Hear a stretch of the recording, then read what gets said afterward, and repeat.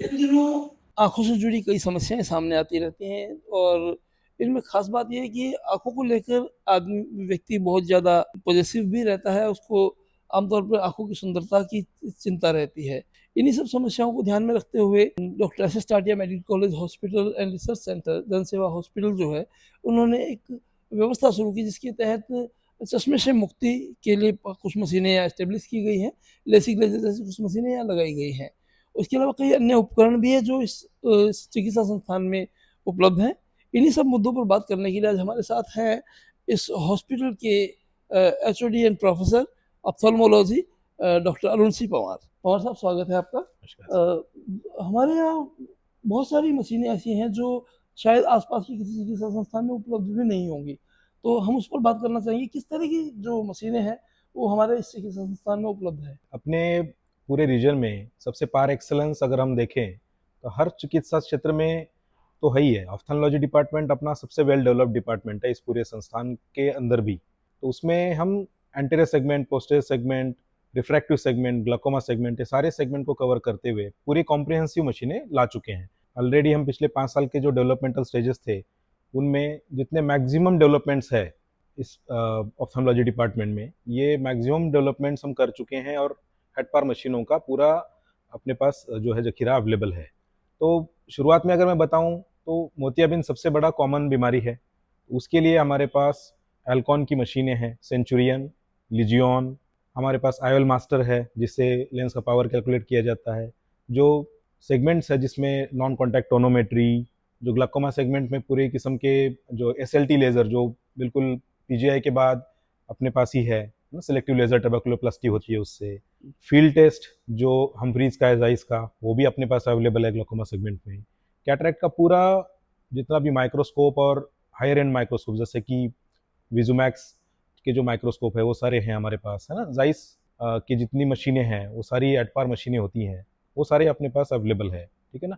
तो लुमेरा 300 की 2 माइक्रोस्कोप है हमारे पास। लुमेरा आई माइक्रोस्कोप है, इसके साथ रीसाइट है जो कि रेटिना में अपग्रेड होता है माइक्रोस्कोप, वो भी अवेलेबल है। रेटिना के लिए जो एडवांस विट्रेक्टिव मशीन चाहिए थी वो है।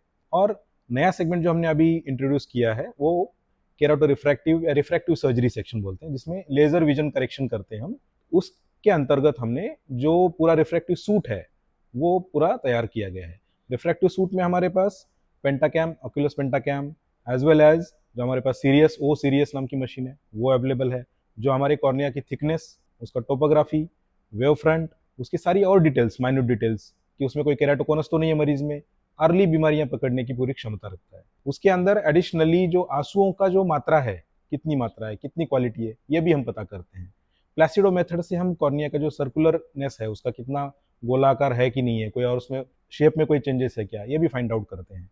एंड इस सारे मशीनों का एक जो पूरा कनेक्टिविटी होती है फोरम द्वारा होता है ना। तो सीरस 6000 मशीन हमारे पास जो है वो ओसीटी मशीन है जो कॉर्निया का थिकनेस बताती है, जो रेटिना के सारे एंजियोग्राफी से लेकर सारे पार्ट्स का ध्यान रखती है, as well as cornea, anterior segment, glaucoma, इन तीनों चीजों का ध्यान रखती है। और सारी मशीनें फोरम द्वारा कनेक्टेड होती है। हम कहीं पे भी एक, जैसे मान लीजिए मैं जाइस सूट में बैठा हूँ तो वहां से हम जो दूसरी हमारी ओपीडी में है उस मशीन से भी कनेक्टेड रहते हैं, उसका डाटा हम ट्रांसफर कर सकते हैं जिस मोमेंट पे भी हमें चाहिए, तो उसको फोरम कनेक्टिविटी बोलते हैं। अब जो हम लैसिक मशीन जो ले आए हैं वो जाइस की मेल 90 नाम की मशीन है।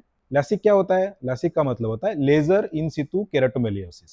तो उसका एडवांटेज ये होता है कि हम कॉर्निया के शेप को चेंज करते हुए नंबर को हटा सकते हैं। और इन सारी मशीनों के द्वारा हम एक डिसीजन लेते हैं प्लेटफॉर्म पे भी कितना नंबर है, कितना थिकनेस है, उसमें क्या प्रोसीजर करनी चाहिए, क्या इस प्रोसीजर के लिए मरीज एलिजिबल है कि नहीं है, ये सारे पार्ट्स हम मशीनों के द्वारा इन्वेस्टिगेट करते हैं। सर अगर बात करें इसको थोड़ा आसान भाषा में समझने का प्रयास करें, एक मरीज अगर हमारे पास आता है, एक रोगी हमारे पास आता है जिसको कोई चश्मे से मुक्ति चाहिए, और अभी आपने चर्चा की जाइस मेल 90 जो मशीन है उसकी बात की, तो जाइस मेल जो है वो किस तरह से चश्मे से मुक्ति के लिए काम में आती है, इस पर थोड़ा खुलासा करें कुछ आसान शब्दों में, जो हमारे जो पेशेंट्स हैं उनको ये समझ में आए कि वो कैसे उनके लिए उपयोगी होगी। सर उससे जरा बताएं। हाँ, चश्मे का नंबर सर बचपन से लेकर बुजुर्गों तक सब तक है चश्मे का नंबर। तो चश्मे का नंबर जनरली हम मानते हैं कि स्टेबल होता है 18 साल की उम्र के बाद जी। तब से लेकर 50 साल की उम्र तक हम कभी भी लेजर विजन करेक्शन कर सकते हैं मेल 90 के द्वारा। अब नंबर जो होते हैं अलग अलग प्रकार के होते हैं, जैसे कि प्लस में नंबर है, माइनस में है, एस्टिग्मेटिक मतलब सिलिंड्रिकल नंबर है, या किसी को उम्र के साथ जैसे नज़दीक का चश्मा लग रहा है ना। ये सारे प्रकार के जो भी नंबर होते हैं उनको हम रिफ्रैक्टिव एरर बोलते हैं, या नज़र की कमी है कोई ना कोई नंबर के कारण, ये हो गया।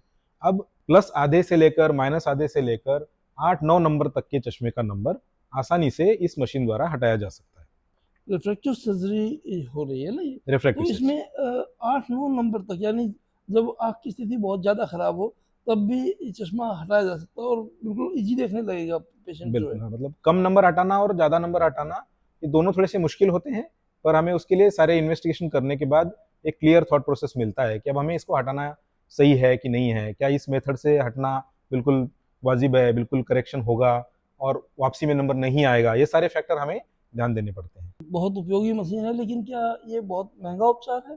नहीं सर, महंगा नहीं है, और पूरे नॉर्थ इंडिया में सबसे कम रेट में हम जनसेवा हॉस्पिटल में, मेडिकल कॉलेज में हम कर रहे हैं। 20,000 रुपये प्रति आई में हम बिल्कुल ब्लेड फ्री लैसिक कर रहे हैं, जिसमें ट्रांस पीआर के करते हैं या wave front guided trans PR के भी करते हैं। तो हम भी मतलब सबसे कम कॉस्ट में करने की कोशिश कर रहे हैं मरीजों के लिए।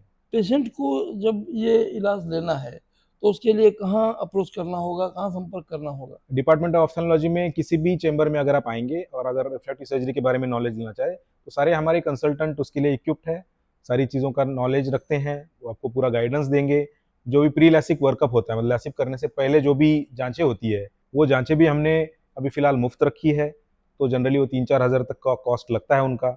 चश्मे का नंबर चेक करने से लेकर टोपोग्राफी तक अभी फिलहाल मुफ्त हम जांचें कर रहे हैं। तो जिसको भी लगता है कि ये पूरा कैंडिडेट एलिजिबल है, तो उसको हम फिर रिफ्रैक्टिव सर्जरी के लिए रखते हैं। तब तक सारे लोगों को इन्वेस्टिगेट करके उसका जांच करके देखते हैं, पर्दे की जांच, पुतली की जांच, आंसू की जांच, ये सारी जांचें करने के बाद अगर लगता है कि मरीज फिट है लैसिक के लिए, तो ही हम उनको गाइड करते हैं कि आप लैसिक के लिए जाइए, वरना उसके लिए कोई अदर ऑप्शंस हम ढूंढते हैं। आपने कहा पेशेंट फिट है, तो क्या मतलब मतलब हेल्थ के इश्यू से नहीं, देखने से? अभी यहाँ हम हेल्थ देख रहे हैं कॉर्निया की।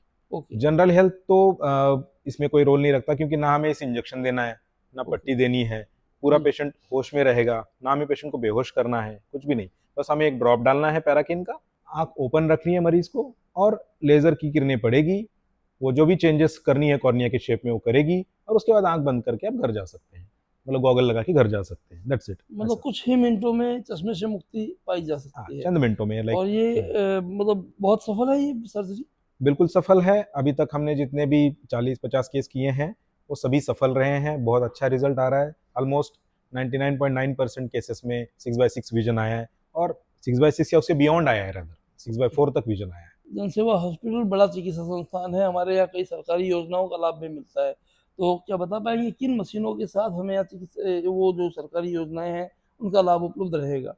क्या जायज़ मेल के साथ भी ये सुविधा मिलेगी, या अन्य सभी मशीनों के साथ हमें ये काफ़ी सुविधा मशीनों मिलेगी? के साथ कुछ-कुछ सुविधाएँ अवेलेबल है, जैसे राजस्थान गवर्नमेंट हेल्थ स्कीम में ओसीटी मुफ्त हो रहा है, फील्ड टेस्ट मुफ्त हो रहा है, कैटरेक्ट सर्जरी मुफ्त हो रही है, cataract surgery with hydrophobic oil जो कि अच्छा पैकेज है, वो भी मुफ्त हो रहा है। कुछ जैसे स्क्विंट सर्जरी है, वो भामाशाह में फ्री होती है, बैंगेपन की सर्जरी, काला मोतिया की सर्जरी, काला मोतिया का लेज़र, सफ़ेद मोतिया का लेज़र, ये सब आरजीएचएस और बीएसबीआई में आता है। उसमें क्या नहीं आता है? कैटरेक्ट सर्जरी नहीं आता है भामाशाह में।